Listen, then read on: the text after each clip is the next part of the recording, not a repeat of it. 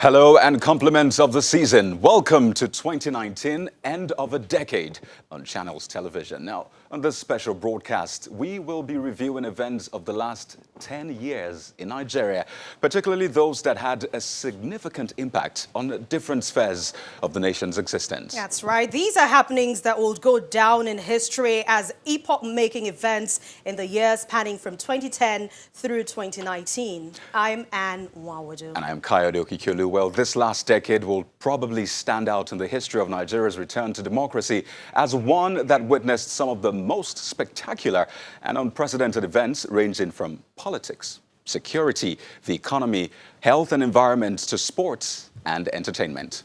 Well, on the program today, we will be taking a look at some of the most significant happenings in these areas that have contributed to shaping Nigeria's most recent history.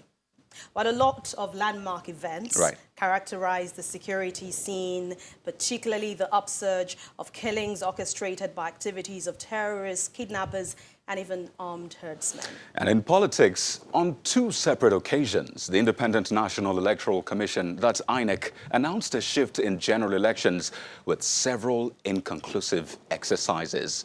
And June 12 was finally recognized as Democracy Day in honor of the acclaimed winner of the 1993 presidential election. Well, the largest economy in Africa continued to suffer stress, resulting in its being announced as distressed.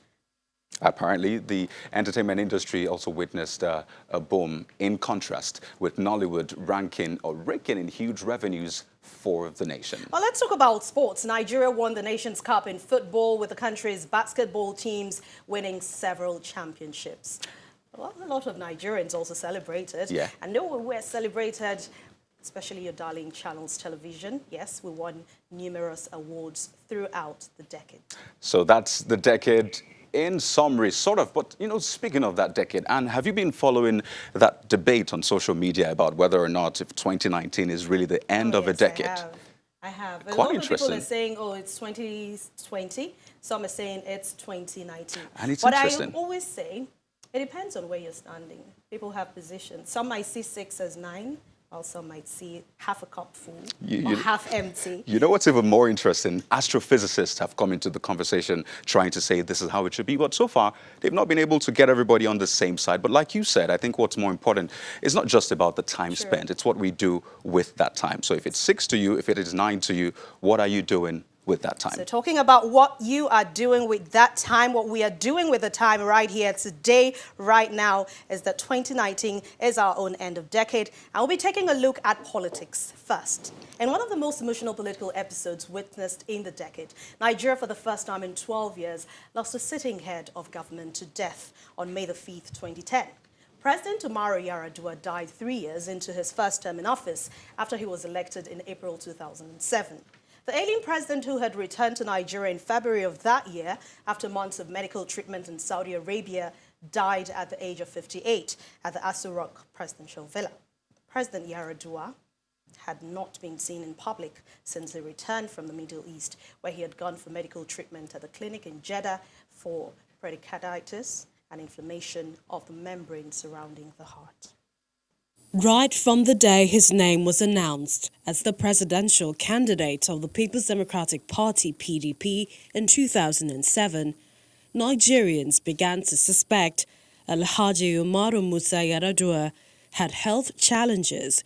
As the governor of Katsina State, his failing health compelled him to be away from office for up to 1 year, receiving medical treatment abroad. What many could not actually tell was the nature of the health challenges. Things began to get clearer during the grueling campaign for the presidency. Then he suddenly collapsed and had to be rushed abroad for an emergency treatment.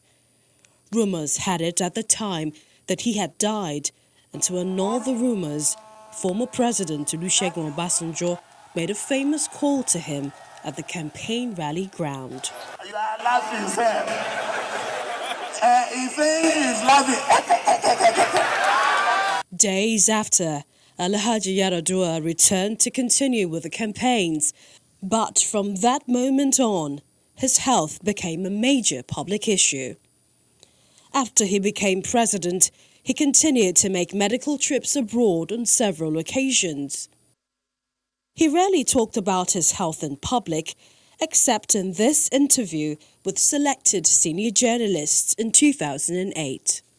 I am as ordinary as any other Nigerian or as any other person. I can fall sick. And you can get well. I can get well. I can die. I can die tomorrow. I can die next month. His words looked not enough to convince the public. Things took a dramatic twist on the 23rd of November 2010 when the president was suddenly flown abroad for another round of medical treatment.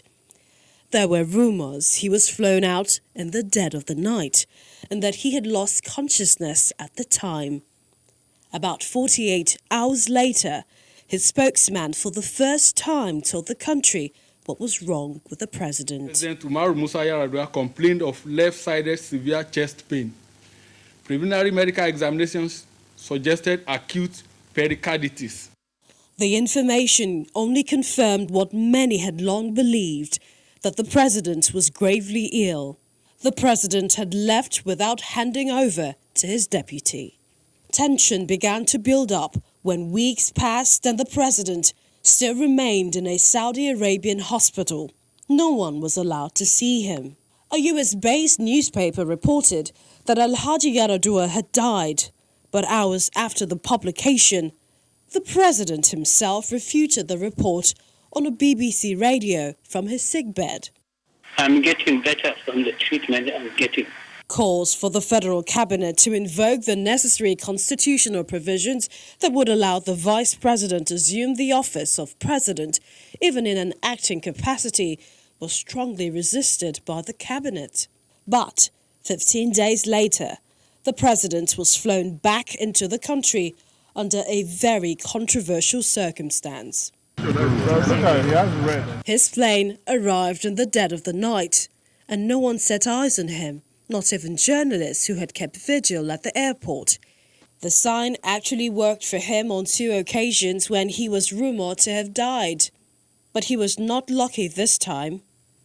He died on Wednesday, the 5th of May 2010, at the age of 58. Well, a similar situation also played out with current President Muhammadu Buhari during his first term in office when he had to travel abroad also for medical treatment. And you recall there was so much controversy about him handing over power to the vice president and as acting president about the state of his health. Apparently, a lot of issues were shrouded in secrecy and a lot of Nigerians were demanding to know what exactly is going on. And this played out for a couple of months. It happened again. The president had to go abroad for medical treatment. And this was when he returned eventually. He was received by his aides. Especially celebration occurred when people saw him return from his medical trip. Not one, not two, over the course of the first and his second tenure in office. It's not earlier than expected. You are the one who are pressing for a statement. What for? I just went for further medical checkup and I'm all right. Thank you.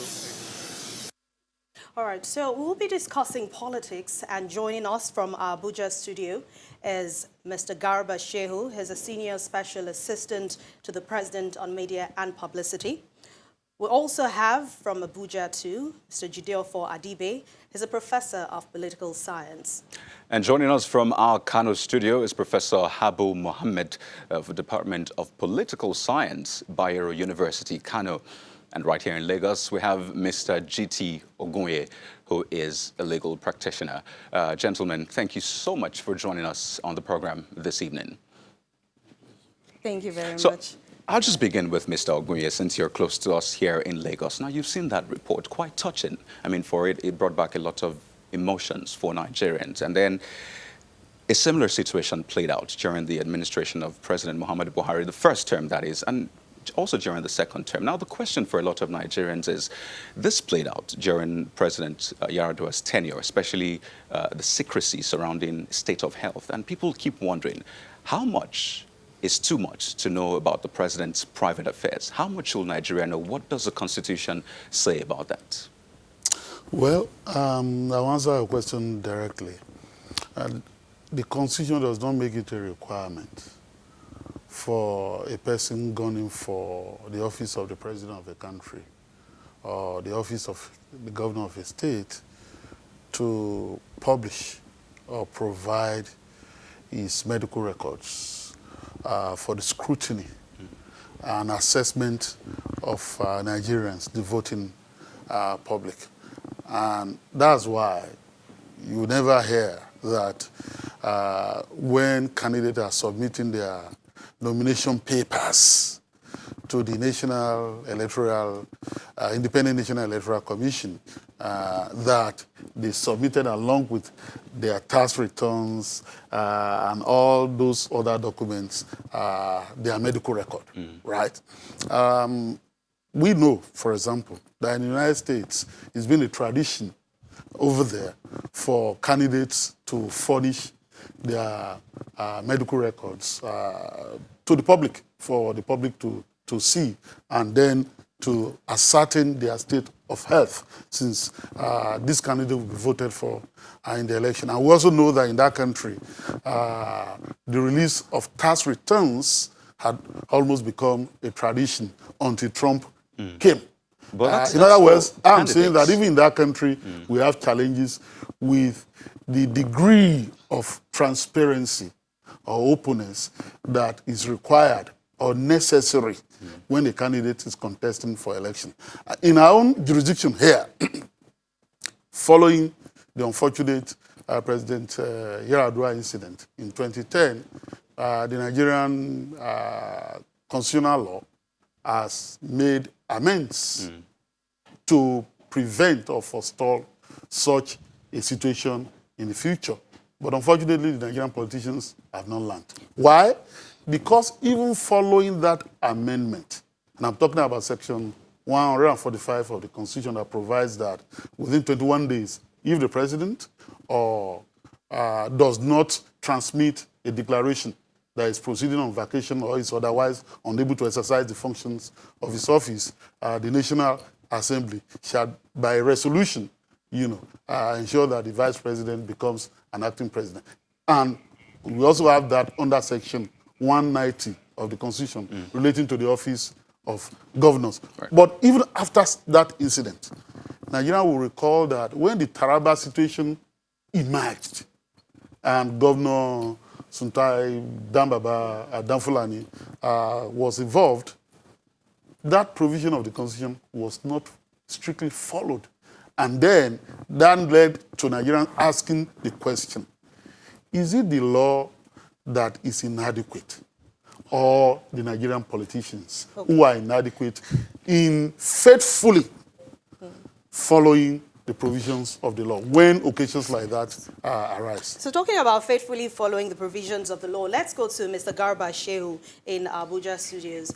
Mr. Garba Shehu, you are the Special Assistant to the President on Media and Publicity, so you interface a lot with the public. How much should the public know? How do you even determine what the public should know about the president? I mean, this has been controversial, especially in the first term of President Muhammadu Buhari. Well, let me first of all wish Kayode and you yourself and all of your viewers a Happy New Year in advance. I hope you had a very pleasant Christmas. The discussion is an interesting one indeed. I don't know for whatever reason that the Constitution does not make it a requirement for full disclosure, and therefore it is up to the candidate to say how much he or she decides to disclose to the Nigerian public. I think that maybe the thinking behind this not being a requirement of the law is that the candidate himself or herself will determine if they can execute the office efficiently. And this then can be seen whether they are able to do the office, to do what is required to carry out the functions assigned by the office, or they are unable to do so.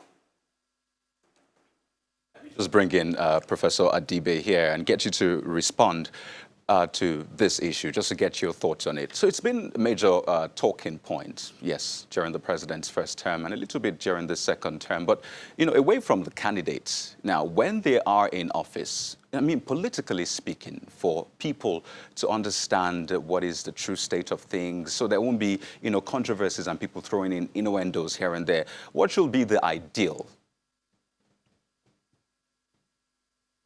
Yeah, thank you very much. I think the issue of constitutional requirement should not really help very much, because you can be very healthy today and you fall gravely sick tomorrow. My own concern is that when a president or a public office holder falls sick, I think that there is a sort of moral imperative for a full disclosure, especially as if that treatment is being carried out with public funds. So I think it's important that there should be some disclosure. There's no point, in my own opinion, surrounding it with loads of secrecy. We can understand that certain disclosures might not be, given the nature of our society, might create some kind of tensions and may even make the president a lame duck. But it should be a requirement for as long as you are being treated with public funds. You should tell us when you get ill. You may not go into too detailed, full details of the nature of the illness, but I don't think it suffices to just say that the president was ill or to bring the person in the dead of the night. There should be element of transparency. As you rightly mentioned, even in the US, when they disclose, there are still some sections where they are allowed to, block out some aspects of the medical record. They do not want to be in the public domain. So I'm much more concerned with what happens to a public office holder when he's in office than trying to prove that you're hell and hearty today before going to office, which is important. But you can be hell and hearty today and slump and die tomorrow. Let's just get Professor Mohammed to also weighed in. Now, Professor Adibe says some details should be made public. And I remember we asked Mr. Garba as to how much of those details should be made public. So how do you determine what should go out there, what should stay?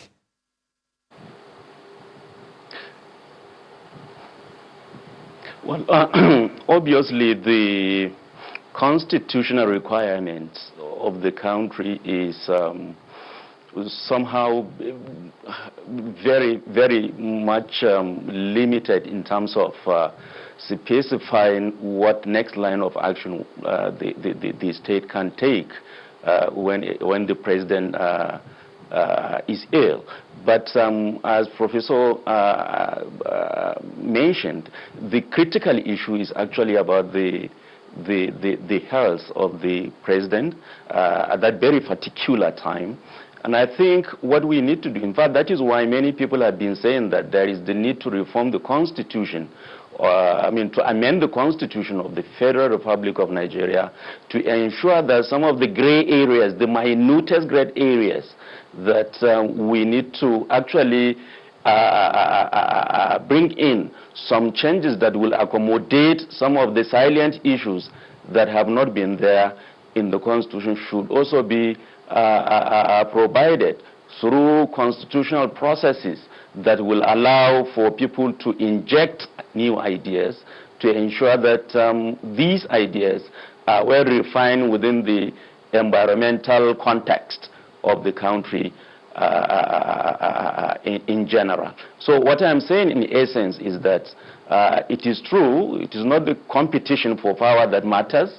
What matters is to really ensure that the health of the president is actually bring back to normal. And then, of course, we can give time. The Constitution stipulates that 70 days are required for the president to actually respond, whether he can continue or not, so that the acting president can now be given the power to actually proceed with the steering or piloting of the state affairs.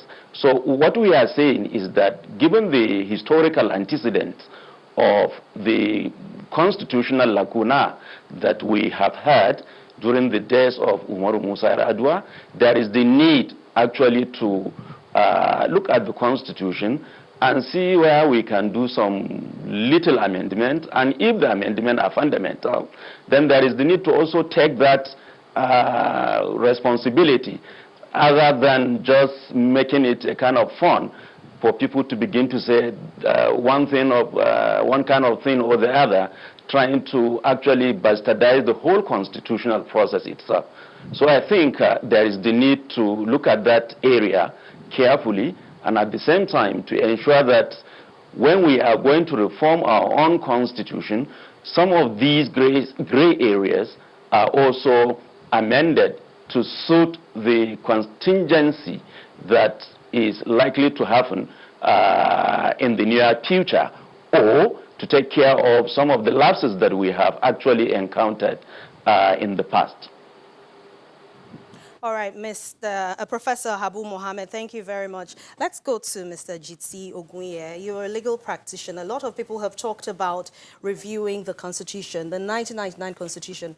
We're going into 2020 now. People are talking about separation of power. People are talking about the rule of law and how the government should learn to obey the rule of law. What do you have to say about Well, that? let's just set the record straight. The Constitution has been altered about 4 times now. We've had the first, second, third, and then fourth alteration. And even as we speak, we learned that the current 8th, or is it 9th assembly is contemplating also, revisiting the Constitution and reviewing it and amending it. There are certain areas that were grey before that are no longer grey. For example, I'll say that before now, during the Yar'Adua presidency, Section 145 was a little bit grey because there is no provision compelling the president to transmit within a specific period of time, and then enjoining the National Assembly to act if the president fails. Now, you see that specifically the last time our president traveled out of the country, there was still that controversy as to whether the president ought to have transmitted power, as he was always doing before. And there were speculations as to whether there were new reasons why the president didn't do so. And the presidency, I'm talking specifically about Madam Garba Shehu, came out to say, no, the president had 21 days to submit a letter. That's not what the Constitution provides. The Constitution provides that if the president is proceeding on vacation, is proceeding, so that transition must take place as is proceeding. The intervention in 2010 by an alteration that if the president fails to transmit within 21 days, the National Assembly can then step in, is to ensure that that period of failure does not get so extended as to create the kind of limbo or impasse that we had in 2010. So, and that's why I made the point earlier. All right. That is it that the provisions of our law are inadequate, or politicians are inadequate in faithfully complying with the provisions of the law? That's a question we would like to answer when we return. Also, we'll get Mr. Shehu to respond to that issue you raised. Exactly. But don't forget, you can join this conversation on social media. Definitely, you can tweet at Channels TV. The hashtag to use is Decade in Review. And when we return, we'll take some of those messages and go into other issues like how far we have come when it comes to elections in the country during this decade. Join us again. Welcome back. You're still watching 2019 End of a Decade on Channels Television. And before we went on that very short break, we're talking politics and looking at it from 2010 to date. Let's tell your guest once again from Abuja Studios. We have Mr. Garba Shehu, who is a senior special assistant to the President on Media and Publicity. Also with him is Professor Jideofor Adibe. He's a professor of political science. And from Kano, we have Professor Habu Mohammed from the Department of Political Science, Bayero University in Kano. And right here with us in our Lagos studio is Mr. Jitsi Ogunye, who is a legal practitioner. Thank you, everyone, for still staying with us. Yeah. All right, let's take a look at elections now in Nigeria. In 2015 and 2019, elections were postponed. In 2019, it was abruptly postponed, just less than 24 hours. Why has this happened in two consecutive times? Well, generally, I think that we all agree that election management system is chaotic. Our country is diverse, is big. People are pointed to India, that is the biggest democracy on earth, and then they conduct election in a business-like manner, without much violence and all that. So why can't Nigeria do so? But the point is that from what we can see, we will have to keep faith with the possibility of digitizing our electoral system to solve many of the problems that we encounter while we are conducting election. Problem of logistics, problem of violence, problem of electoral malpractices, and so on and so forth. I've argued, for example, that yes, while we may encounter some other problem that can be solved, with that kind of transition, you will see that if we adopt that system, we can immediately eliminate a lot of things. For example, how do you deal with snatching of ballot boxes and, ballot box stuffing and all that? If you transit to the electronic system, that is immediately eliminated, and so on and so forth. So it will be cheaper, it will be less cumbersome, and all that. Right. But for now,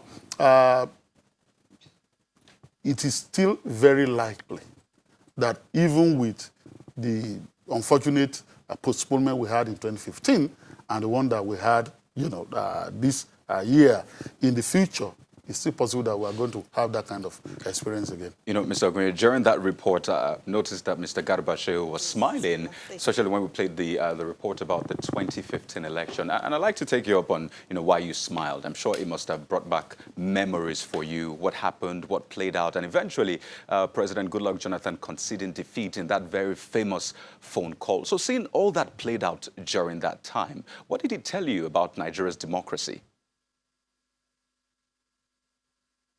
Well, as you said yourselves, it was a tense moment for the nation. For us in the Situation Room at that time, it was an attempt to grab power or to hold on to power by regime elements or beneficiaries of the system who saw defeat staring them in the face, because before those results got to the INEC chairman and he announced them, you are obviously aware that parties are presented at the lowest of the points, the polling units, and the local councils and the states. So they do a collation of their own, and they have a sense of how or which direction things were going. So it was obvious to those regime elements at that time that the regime was falling. And we thank God for Jega and the civil society activism at that time, because if Jega had caved in, this democracy would have collapsed at that time. So it's an interesting time we had lived through, and then it tells a story of the resilience of our democracy, and that we shouldn't just toy with it. It didn't come cheap. It didn't come easy. Professor Adibe, for you, another report we played was the National Assembly saga, the invasion of the National Assembly. And for a lot of people, that was a shocking event. I mean, people did not see that coming. In fact, they didn't expect such to happen. And we saw the events that played out right after that. But what I want to ask is, I mean, seeing the DSS invading the National Assembly, seeing the reaction, and up to this point, have we really recovered from what played out then? Yeah, thank you very much. Permit me to use a few seconds to respond to my brother Garba Shehu. I think to give thanks, to give kudos to Jega for the relative success of 2015 election, I think is to misplace actually the forces at play. I think what actually made 2015 seem to be too different was the decision of Jonathan to concede. If he had not conceded, the election would have been as contentious as other elections. Any analysis, all the analysis, proper analysis of the 2015 election, we have seen it was not a magic of the so-called card reader. We saw it recently also. I think that particular decision to concede set in motion, it set an agenda which made it difficult even for, actors like Rubebe and others that who have, tried to hold the system to ransom, to simply give up.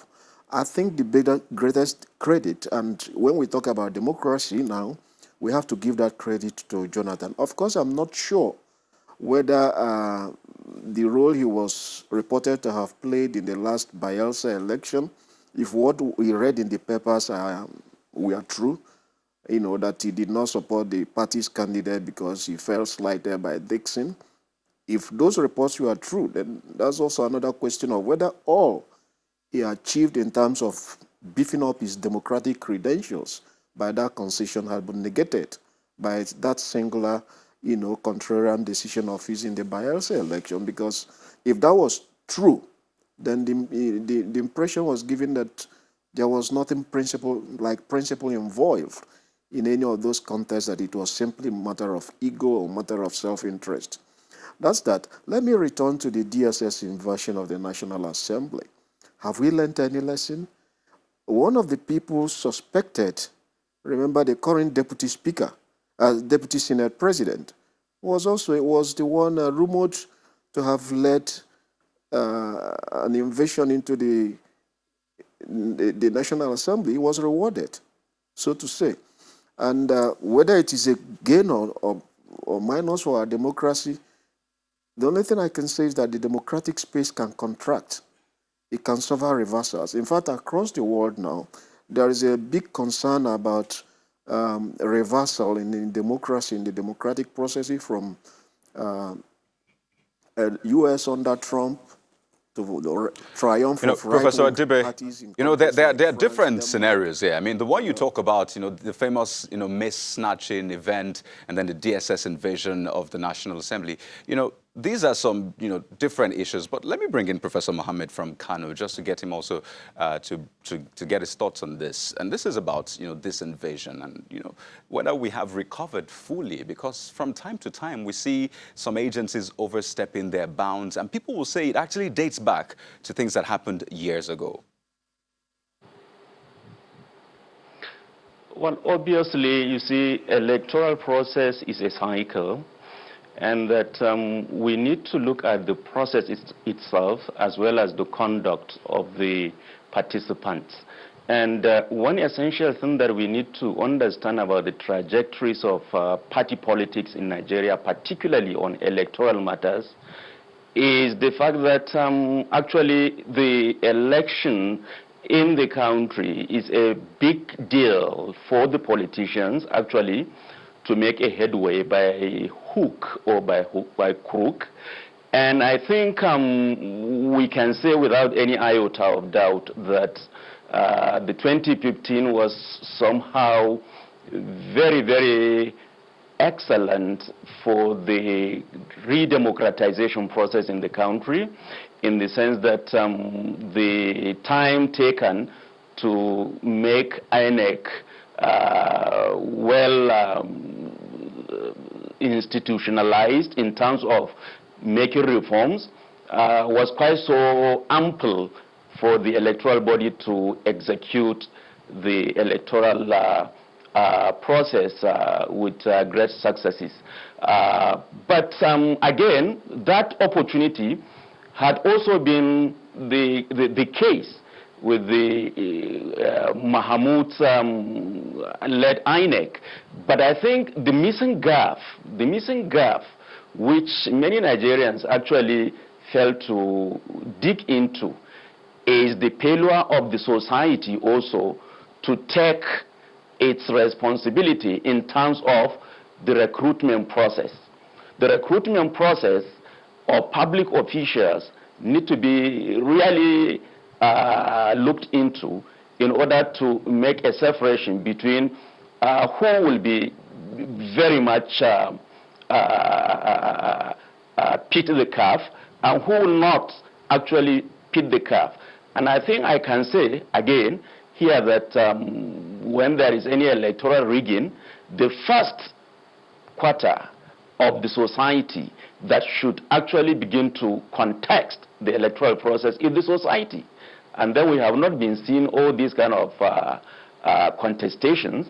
Rather, the politicians are contesting the election, litigations here, litigations over there, but we cannot actually sit down properly to actually question the very basis of the legitimacy of the power that be. What really transformed the society and the electoral process to accept the situation, the outcome of the electoral process. So in other words, there is the need for people. Since 2015, Nigerians actually relapsed by probably noticing that probably democratization was somehow taken a new leaf of life, since the incumbent leadership has actually come up with so many reforms, particularly the question of fighting corruption and the rest of it. And people thought that actually we have reached to the point of saying that we arrived at the El Dorado. But then, all of a sudden, the 2019 elections came, and we have seen some element of reversals, of course, and I can say without any iota of doubt, well, of course, there are many challenges associated with the electoral umpire in the country. Of course, the society has to also take a blame for whatever challenges we have encountered in the 2019 election, because after the 2015, people just relaxed, seeing that the context was actually successful, and then, of course, the 2019 election could give us the same pattern of outcome. But unfortunately, even though it was, as far as I'm concerned, successfully executed, but the society should also come back and look at it critically, that as a serious stakeholder, we need to all put our hands on deck to ensure that we actually fight. I'm not saying that you can come out and Professor fight Habu Mohammed, physically, but I'm saying that we have to protect our money. You know, it's understandable that this is, you know, a passionate issue for you. It should be for a lot of Nigerians, definitely.